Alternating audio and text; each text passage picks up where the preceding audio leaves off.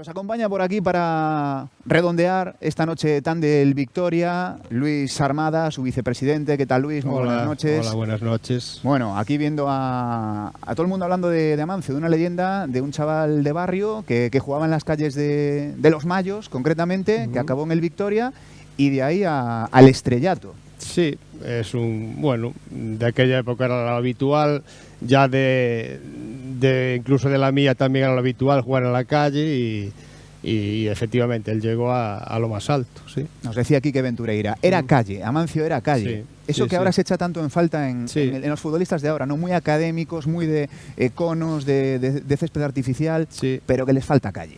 Efectivamente, sí. Que es un poco algo que también tiene Lucas, un poco de fútbol de calle, sí.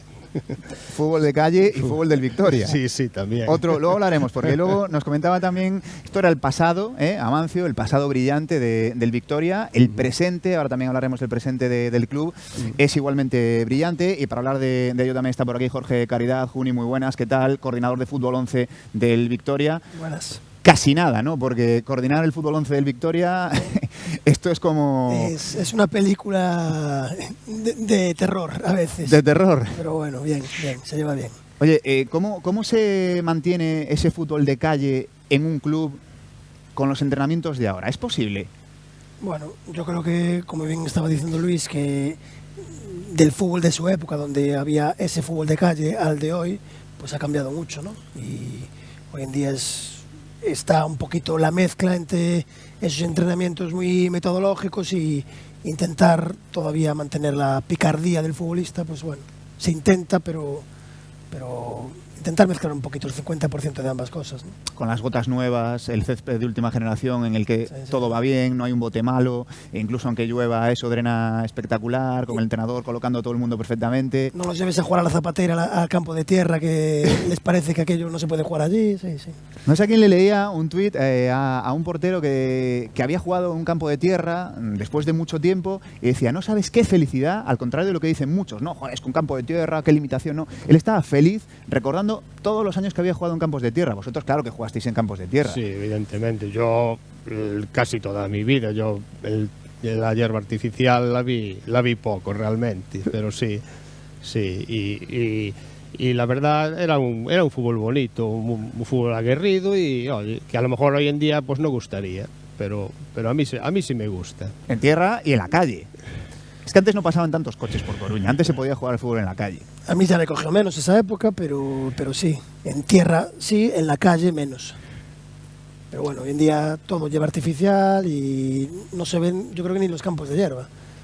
Muchos de nuestros futbolistas no creo que ni que hayan jugado en hierba a lo mejor en su vida, ¿no? A lo mejor en categoría juvenil sí, pero antes infantiles, cadetes ya no juegan ni en hierba natural. Antes decíamos, un club como el Victoria, ¿no? Un gigante del fútbol coruñés, si no me equivoco, el club con más fichas de Galicia. Creo que sí, si la estadística sigue ahí, creo que sí. ¿De cuántos chavales y chavalas estamos hablando? Porque es una barbaridad, ¿no? Que me corrija Luis, pero yo creo que 400 y pico, ¿no? Yo creo 520 y algo. Sí, ahí, sí. Concretamente, ¿no? 520. Sí. Uno arriba, uno abajo. Luis lo trae mejor preparado el tema. Sí. ¿Cómo se maneja ese volumen de gente? Pues porque somos bastantes a trabajar. Tampoco es un tema buscado de querer ser. Es un tema que surge y está ahí. El fútbol femenino nos da mucho número también de fichas, pasamos de 100. Entonces, claro, los equipos que no trabajan tanto el fútbol femenino y ya no tienen ese número, por así decirlo. Pero no es eso, no es un tema buscado, es así y si algún día no lo somos, pues tampoco es nada que nos preocupe. Claro, vamos. porque vosotros con esa apuesta por el fútbol femenino desde hace tiempo además, se podría decir que tenéis todo duplicado, ¿no? O sea, cosa que no le pasa, como dices, a otros clubes. Sí, realmente tratamos de tener equipos femeninos completos de niñas que compiten en las ligas masculinas y porque tenemos número para ello y compiten en igualdad y perfectamente. ¿Cuántos equipos son, Luis, en total? Yo creo que son 27. 27. ¿Y a ti qué te toca hacer con toda esta gente?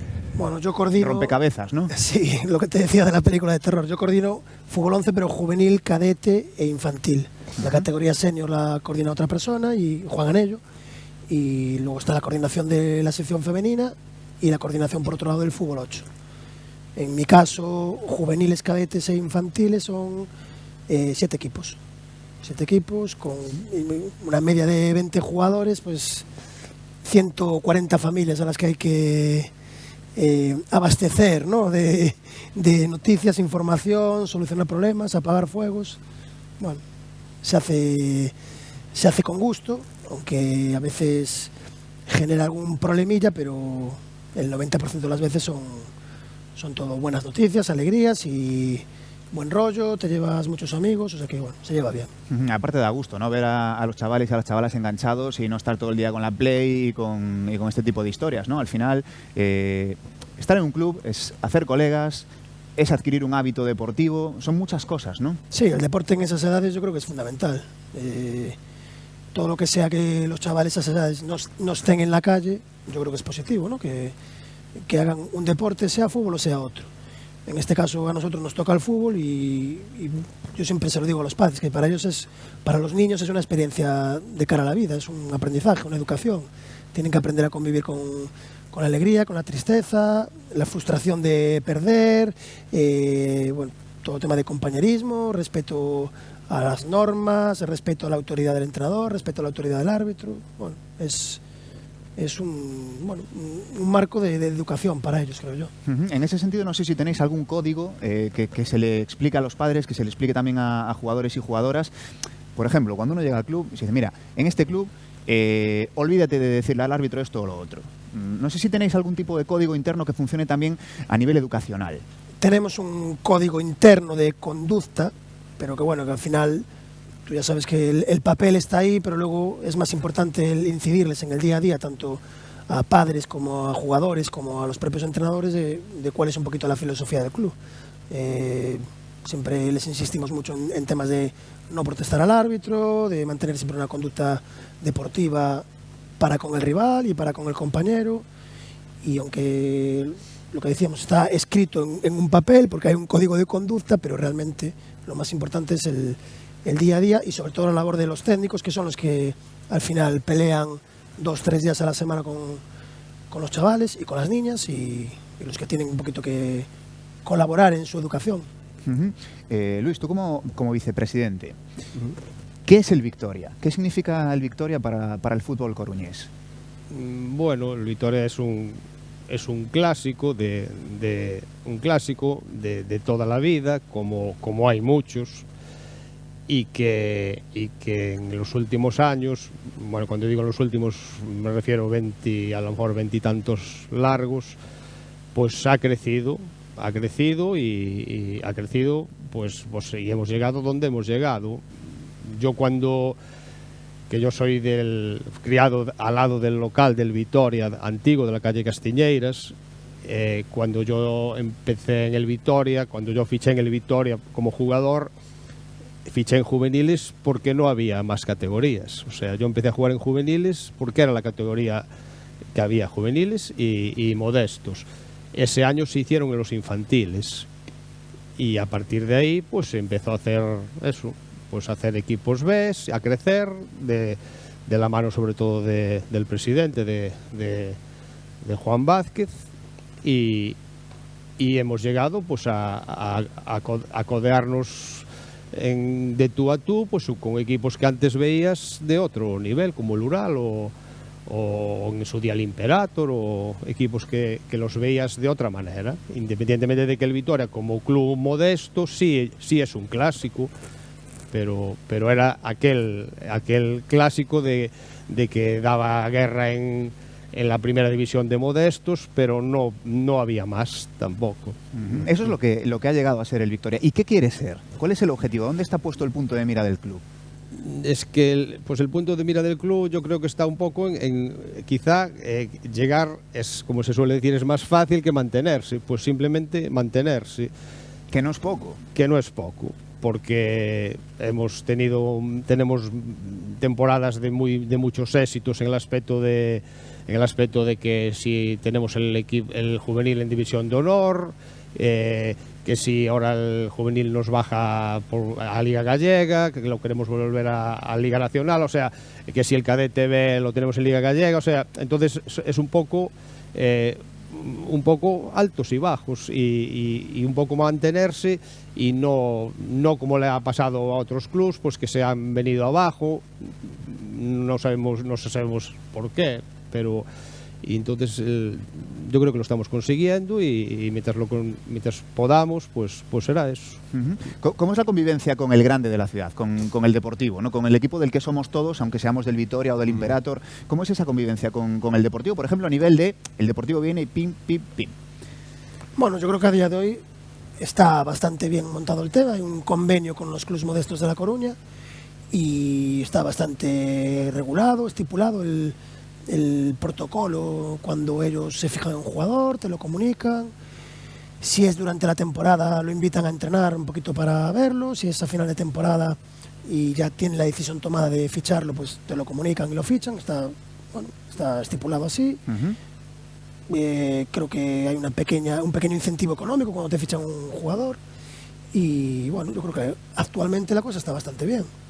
En el plano puramente deportivo así lo veo, no sé, a nivel burocrático, administrativo, no sé, ahí eso ya se me escapa un poquito, pero a nivel deportivo yo creo que está bastante bien montado ahora mismo. ¿Hay mucha aportación del Victoria a la base del Deportivo? Sí, muchos chavales acaban en el Depor. Todos los años nos suelen fichar 2, 3 jugadores, un Benjamín, un Alevín, un infantil, depende de cada año, pues un año te llevan 6, otro año te llevan 2, pues es un poquito, depende de cada año, ¿no? ¿Qué tal funciona el convenio? Lo hablábamos ahora con... Sí, el convenio con Jorge. El convenio es un convenio correcto. Correcto, claro. ¿Se puede mejorar el convenio? Mira que es el momento, mira que es el momento de poder contarlo. Hay que ver también el Deportivo, cuando se hicieron los primeros convenios, dónde estaba y dónde está ahora, también hay que tenerlo en cuenta. Y evidentemente del Deportivo somos todos. El convenio, ojalá pudieran darnos más y lo que fuera, pero realmente el Deportivo, los jugadores de todos los equipos de Coruña al final son del Deportivo. O sea, si un jugador se quiere ir al Deportivo, evidentemente se va a ir. Nadie le va a poner pegas ni habría nada que hacer al respecto, vamos, y ojalá fueran muchos, claro. Nos recordaba Quique Ventureira esta semana cuando grabábamos el reportaje con él sobre Amancio Amaro, los casos de algunos futbolistas que han acabado haciendo ese camino del Victoria al Deportivo. Raúl Carnero, Lucas Pérez, Robert Pierre, Juan Carlos Real. Aquí vamos quitando a mucha gente y efectivamente para tercera división aquí no hay ningún problema. Cuando viene algún chiquillo o algún muchacho y necesita irse a un club superior, de superior categoría, tienen las puertas abiertas, está su casa y se les deja marchar. Porque de hecho en tercera división muchísimos jugadores que se fueron, estando aquí, se fueron a tercera división sin ningún tipo de problema, ¿no? El trabajo desde luego es innegable y sin trabajo, qué duda cabe que no hay nada, pero se está trabajando muy bien, muy buena organización, los equipos todos bien atendidos, con su entrenador, con su segundo entrenador, con su delegado, con su coordinador. Las categorías funcionan extraordinariamente bien y la gente está muy contenta. La gente está muy contenta y si la gente está muy contenta, de hecho hay 80.000 problemas, porque claro, tienes plantillas grandísimas, todo el mundo quiere jugar, pero claro, es que es muy difícil contentar a todo el mundo, ¿no? Pues ahí está, Raúl Carnero, Juan Carlos Real, Robert Pierre, Lucas Pérez, bueno, algunos de los jugadores que han tocado techo, ¿no? en el fútbol nacional y ojalá que lleguen más. Sí, ojalá. ¿Hay contacto con esos jugadores? Bueno, sí. A Raúl le he visto yo muchas veces presumir, ¿no? de su pasado. Hombre, Raúl su abuelo, fundador del club, aparte un clásico del Vitoria de toda la vida, aparte de los que se escuchaba, de los que se oía, de los que yo como jugador lo tuve muchos años y sí que le quiere mucho al club y qué decir, y Lucas lo mismo y o sea, realmente sí hay contacto, sí. Vaya fenómenos, ¿eh? Sí, seguro que muchos chavales y chavalas acaban ahí. Si el Depor echa una mano también, porque bueno, lo hablábamos antes en tertulia, ¿no? Que parece que cuesta, ¿no? Que os estaba escuchando y es una pena que no se abogue más porque salgan más chavales de la cantera y en una plantilla de 25 jugadores que tiene el primer equipo del Deportivo, yo creo que tiene que haber, si la Real Sociedad en primera división puede tener 15 chavales de la cantera, el Deportivo debería de tener 7, 8 debería de tenerlos. Pero bueno, sé que no es fácil, que hay prisas, tiene que ser no para mañana sino para hoy el resultado, pero bueno, yo creo que deberían de pensar un poquito más a medio y largo plazo. Ojalá hubiera esa capacidad, ¿no? de pensar en la exigencia actual, pero también en el futuro y sobre todo en la pertenencia, ¿no? Porque, claro, tú cuando vas a los campos de Coruña, ahí es donde está el deportivismo.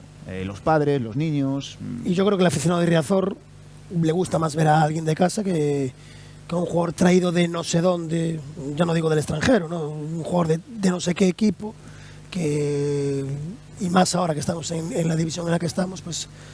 Al final, el aficionado yo creo que no conoce a ningún fichaje deportivo hasta que sale en la prensa. Entonces, seguramente pues,